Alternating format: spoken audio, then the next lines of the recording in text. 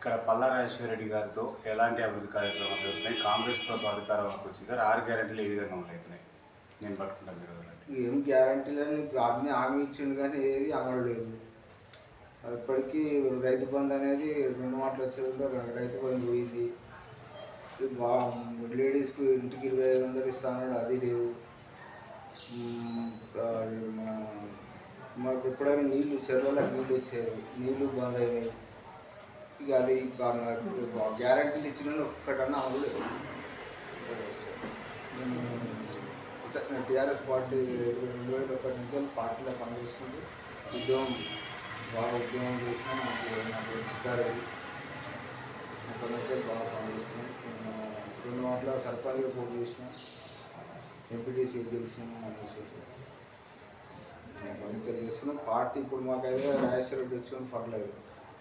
మాకు ఈ విద్య ఫ్రీ, ఎంతమంది పోయినా 10 లక్షలు కానీ 20 లక్షలు కానీ ఫ్రీగా వైద్యం చేస్తున్నాడు.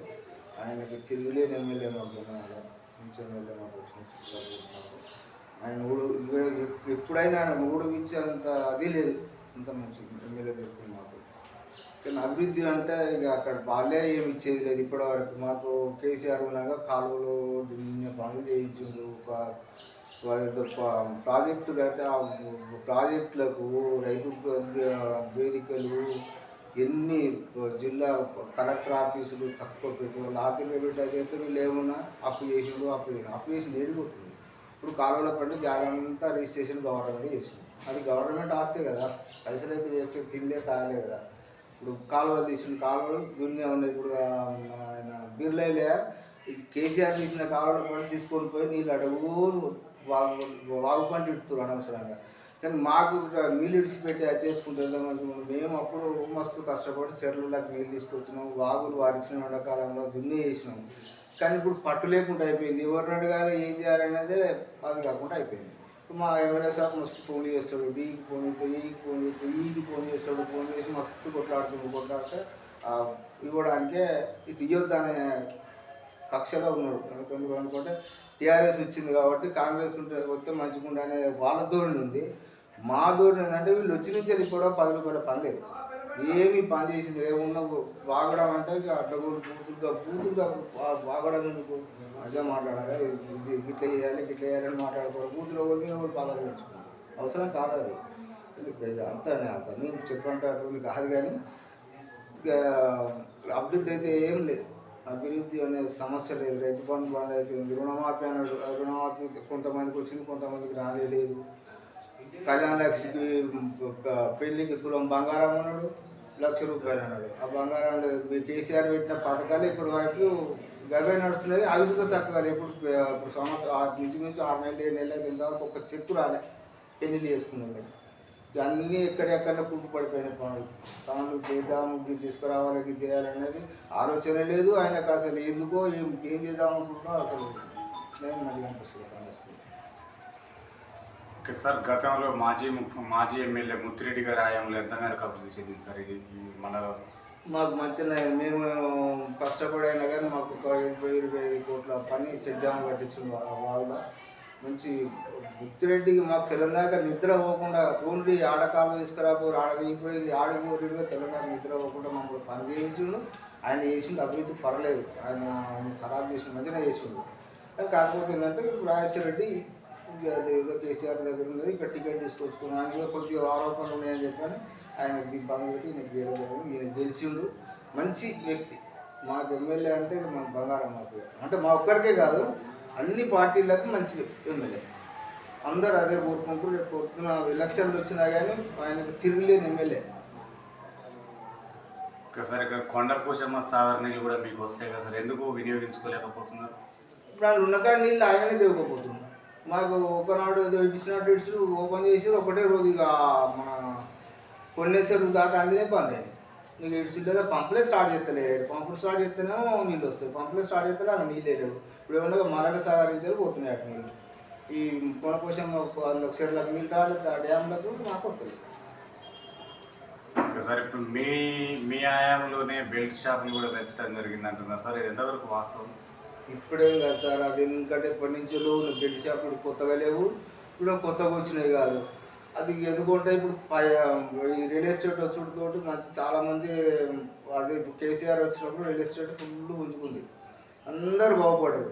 ఇప్పుడు బిడ్డ పెళ్లి చేయాలని కానీ మా దగ్గర అమ్ముకొని ఇల్లు కట్టుకుంటుండ్రు, పెళ్లి చేసుకుంటుండ్రు అంత ఉండదు. ఇప్పుడు అది లేదు, ఇంత రియల్ ఎస్టేట్ పోయింది, ఎవడు పని లేకుండా అయిపోయింది. ఇప్పుడు ఏం చేస్తారు, సరే పొద్దున్న దాకా పోతున్నారు, పొద్దున్నకి వచ్చి నైట్ టైంలో ఎంతో తాగుతారు.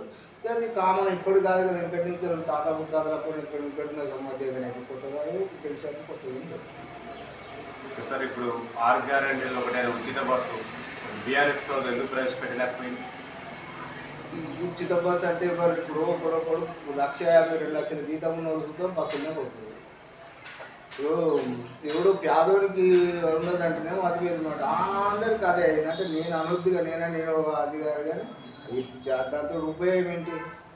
వాళ్ళే కొట్టుకుంటారు, సీకర్ పట్టుకుని అనుకుంటారు, కొట్టుకుంటారు. నీదా బస్సు అంటే నీదా బస్సు అంటే కథ కాదు.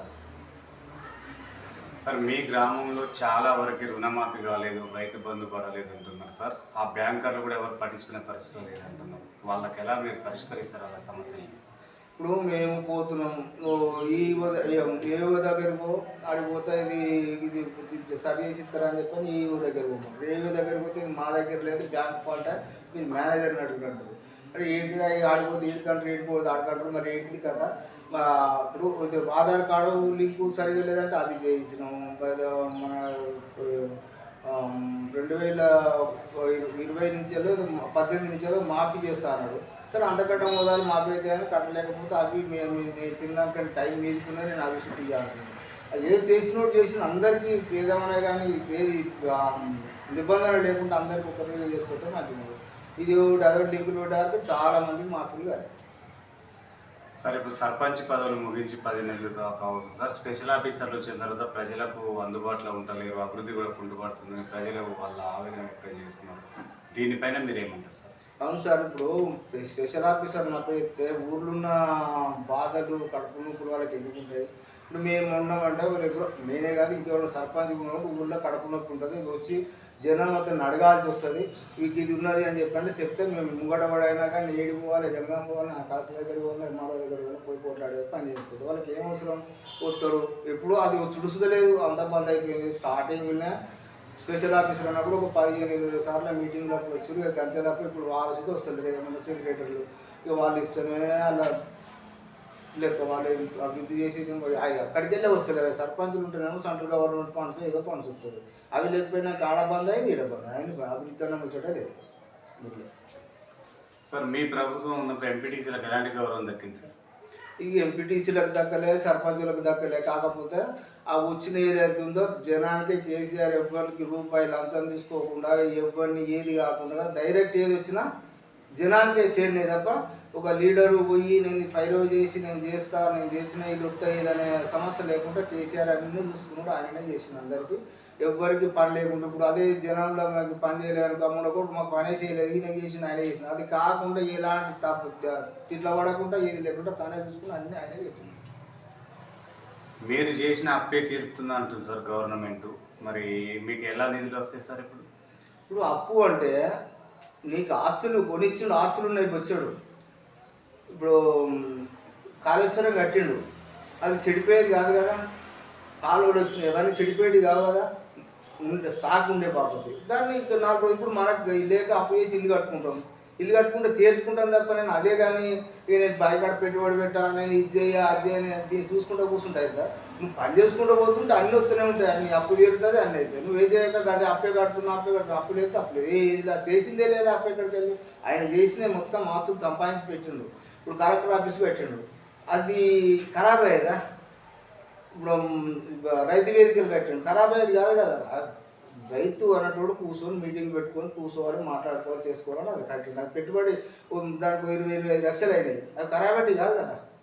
నువ్వు ఆ పని చేయకపోతే నువ్వు అప్పు అయిందంటే ఏం పని చేయకుండా ఇట్లా కూర్చుంటే అప్పు కాదు, పని చేసింది కాబట్టి అప్పు అయింది, తప్పేం లేదు కదా.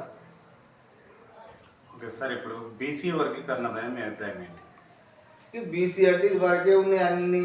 అది ఇప్పుడు కేసీఆర్ వచ్చిండు, దాన్ని ఏమన్నాడు సర్వే అని చేసిండు. సర్వేలు అందరూ అప్పుడు అవి పట్టుకొని చేసేదానికి ఇప్పుడు మళ్ళీ ఒకసారి టీచర్ అని ఇప్పుడు మళ్ళీ ఒకసారి ఈ సర్వే అనడు, మళ్ళీ ఇది అనడు, అది అనడు. ఇదివరకు చేసిన వాటి బట్టి చేస్తే కాలేదా? ఇదివరకు కులగణన చేసే దాన్ని బట్టే తీసుకొస్తారు కదా. కాకపోతే ఏంటంటే కొంచెం బీసీ పెరిగింది కాబట్టి దాంట్లో ఏదో చేసి చేసుకుంటే అయిపోతుంది. సార్ తీన్మార్ వల్ల కూడా ఆ కులగణన తప్పు ఉన్నది అంటున్నారు సార్, ఇది ఎంతవరకు వాస్తవం? అది చాలా తప్పు సార్. ఆయన అనడము మీరు లేకుండా ఏదో నేను ఏదో మాట్లాడుతుండ్రు, మా బీసీలో ఉచ్చదాగేటోళ్ళు, మా ఇది చేస్తుండ్రు, అది అది అవసరం కాదు కదా. సరే మేము లేకుంటే రెడ్డోడు గెలువాడు, ఎందుకు గెలువాడు? నీ పలుకుబాటు మీద కాదు కదా. నీకు ఏమన్నా ఓట్లు నీకు బీసీ వాళ్ళు వేసిరు, రెడ్డోడు వేయలేదా? సంఖ్య రాకుండా అందరు పనిచేసారు గెలవాలని చెప్పని ఎవడో కష్టపడి రెడ్డోడు వేసిండు, మాది కూడా వేసిండు, మంగళోడు వేసి అందరు వేసారు. ఎవడేయకపోతే అదే నీ మీద కక్ష కట్టి నువ్వు తీసుకుంటున్నావు అని చెప్పాను. నీకు ఓటు వేయకపోతే గెలుతావా? అది అనడం తప్పది. ఇవ్వరా నువ్వు ఒక్కనివే నేను ఒక్కనే ఇది అని చెప్పాను, ఇట్లా మాట్లాడడం పద్ధతి కాదు కదా.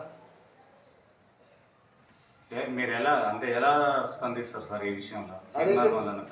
నేనైతే తప్పు అంటున్నాను. తీన్మార్ వల్ల నా మాట మాట్లాడి చాలా తప్పు మాట్లాడదు. కాకపోతే ఇంకే రకంగా మాట్లాడు. నీ బీసీలకు అన్యాయం జరుగుతుందంటే మాకు అన్యాయం జరుగుతుందని చెప్పి కొట్లాడాలి తప్ప మా ఉచ్చదాగుతుర్రు వాడు మేము లేకుండా రెడ్డోడు గెలవాడు, మీరు లేకుండా రెడ్డోడు గెలవకూడదు. ఇప్పుడు రెడ్డోడు వేసుకుంటాడు, బీసీలు వేసుకుంటారు పని కదా. అందరం సహకరిస్తేనే రాజకీయం నడుస్తుంది. ఇంత సంసారంతో వ్యవహారం చేస్తాడు, నలుగురంగా జొగతిరిగి అయితేనే సంసారం అవుతుంది. నువ్వు ఈ పక్కకు నువ్వు నా పక్కన ఏమవుతా అంటే ఎవరి పక్కన కాదు. సార్ పల్లరాజేశ్వర రెడ్డి గారు ఎమ్మెల్సీగా ఉన్నప్పుడు ఎలాంటి కార్యక్రమాలు చేసేసారు? ఇక పల్లరాజేశ్వర రెడ్డి ఆయన ఒక్కడం చేయడం కాకుండా అన్ని తన ద్వారానే. ఇప్పుడు రైతు బంధు ఉంది, రైతు బంధు అందరికి వేసినట్టు అక్కడక్కడక్కడక్కడ పడుతూనే ఉండేది. ఆయన చేతిలో ఉన్న కాడికి రైతు బంధు వేసారు. ఇది మన కళ్యాణ లక్ష్మి కానీ స్వామి వరకు కానీ ఏదైనా ఎవరికి తెలియకుండా ఫైల్ లేకుండానే దాని వల్ల వచ్చేసినాం. ఎవరికి బాధ లేకుండా ఏది లేకుండా మాకు లీడర్ ఉన్నాడు. లీడర్ అటువంటి ఇగో నాకు పెళ్ళి అయితే నాకు ఇది కావాలి, ఇది చెయ్యి చేపలు వాళ్ళకే డైరెక్ట్ పోవాలి, మీరు అప్లై చేసుకోవాలి, పని కావాలి, అయిపోతుంది. ఇక్కడ విద్యా వైద్యం ఏ విధంగా ఉంది సార్? గతంలో మీరున్నప్పుడు ఎట్లా ఉంది, ఇప్పుడు ఎట్లా ఉంది సార్ ఈ పల్లెటూరులో? వైద్యం అయితే మా జనగామ జిల్లాకు మాత్రం మా పల్లరాజేశ్వర రెడ్డి రావడం వల్ల మాకు మంచి వరం. దేవుడు అసలు ప్రతి ఒక్కరికి ఎంత డబ్బు అయినా కానీ 20 లక్షలు కానీ 30 లక్షలు కానీ ఆయననే పెట్టుకుంటుండు, ఆయననే ఫ్రీ అది చేస్తుండు. మాకు వైద్యం గురించి అయితే ఎలాంటి బాధ లేదు. ఎంత మేరకు ఉపయోగపడుతుంది సార్? ఇక కాళ్ళు వచ్చినా చెయ్యి వచ్చినా కానీ ఏదైనా ఉంటే చిన్న ఉంటేనే కదా మంచికి చెడుకైనా డాక్టర్ అంటూ చిన్న సరే చూసి ఇది ఎమర్జెన్సీ పోవాలి హైదరాబాద్ అంటే పంపించగలుగుతారు. ఇప్పుడు మనమే డైరెక్ట్ జనగానే పోవాలి చూపించుకోవాలని కాకుండా ఊళ్ళో సుఖంతో పర్లేదు సార్. ఇప్పుడు సర్పంచ్ కానీ ఎంపీటీసీ ఎన్నికలు వస్తున్నాయి సార్. ఈ ఓటర్లకు ఏం చెప్తారు సార్? ఒక ఓటుని ఒక 500కు బిర్యానీ పొట్లకు అమ్ముకోవడం జరుగుతుంది సార్. ఆ ఓటర్లు ఎలాంటి చైతన్యం తీసుకురాబోతున్నారు? ఈ చైతన్యం అంటే అది మొదటి నుంచి అలవాటు పడి ఉన్నది. ఇప్పుడు సరే ఇక గట్టిగా నిలబడి పైసలు ఉన్నోడు నిలబడి ఉంటే 200 300 వేసుకుంటాం. అది కామన్, మన ఒక్క దగ్గర కాదు, అంతటా దేశం అంతటి ఉంది. తెలంగాణలో ఉంది, ఆంధ్రలో ఉంది, అంతటి ఉంది. మన కొత్తగా వెళ్తున్నాం, కొత్తగా కాదు. సరే మంచి వ్యక్తి మంచివాడు అయితే చాలామంది పైసలే తీసుకోరు. సరే వ్యక్తి అది కాబట్టి పైసలు ఇచ్చాయని బెదరాడుకున్నాం తప్ప వేరే అంత మాకైతే టీఆర్ఎస్ పార్టీ మా దగ్గర ఫస్ట్ క్లాస్ ఉంది. ఓకే సార్, రానున్న కాలంలో సిద్ధారెడ్డి ఏదైనా పోటీ చేస్తే ఓటు ఎందుకు వేయాలంటే ఏం చెప్తారు సార్? నేను పని చేస్తా అని చెప్తా, నేను ఈ పని చేస్తాను, నేను పోతాను, 7 గంటలు ఆడిపోతాను, 3 వరకు పని చేస్తాను, మీకు సాయం చేస్తాను చెప్పని చెప్తాను. ఎమ్మెల్యే మనోడు ఉన్నాడు, మనం పోతే మనకు పని అవుతుంది, మనకు ఇది మనం చేయగలుగుతామని చెప్పని చెప్తాను. ఎంపీటీసీ తోటే క్లోజా, మళ్ళీ ఏమైనా పదవులు ఆశిస్తున్నారు? ఇక ఛాయిస్ వస్తే ఉంటే చూస్తాం. ఛాయిస్ రావాలి కదా, ఛాయిస్ వస్తే మా కార్యకర్తల అది మేరకు మేము వాళ్ళు ఏదైతే చెప్తారో వాళ్ళ ప్రకారం వెళ్ళిపోవాలి. ఎవరైనా మా టీఆర్ఎస్ నాయకులు అందరం మేము ఒక పార్టీ నుంచి ఉంటాం. మేము ఒకరి చెప్తే ఒకటి వినట్టుగానే ఉంటాం తప్ప వేరే నాకు వదిలేదు. సార్, ఇప్పుడున్న ఎమ్మెల్యే గ్రామ కమిటీలు వేస్తున్నారు సార్. ఏ విషయంలో వేస్తున్నారు? పార్టీ బలోపేతం కోసమా, ఇంకా ఏదైనా ఆశిస్తున్నారు? ఇది కామన్, ఇప్పుడు కొత్తగా వేసేటి కాదు కదా కమిటీలు. ఎప్పుడైనా వేసుకుంటాము. కంప్లీట్ చేస్తే మనం గిట్లు ఉండాలి ఇప్పుడు మాకు గవర్నమెంట్ లేదని మమ్మల్ని ఇవ్వాలి ఇది కాకుండా ఉన్నారని చెప్పి నర్వస్ కాకుండా ఆయన చెప్పి నేను ఉంటున్నాను మీతోటి నేను మీ మనిషినే నేను అని చెప్పాను మాకు పిలిచి మనం ఇది చేసుకున్నాం అనే తప్ప వేరే రకంగా కాదు. పార్టీ ఇప్పుడు 4 సార్లు ఒక దగ్గర కూర్చోలేకున్నారు మీరు పెద్ద మనుషులు కూర్చోకపోతే ఏమనిపిస్తుంది వీళ్ళు ఏం చేస్తారు ఉట్టిగా కూర్చొని మాట్లాడుకున్నా అదొక తృప్తి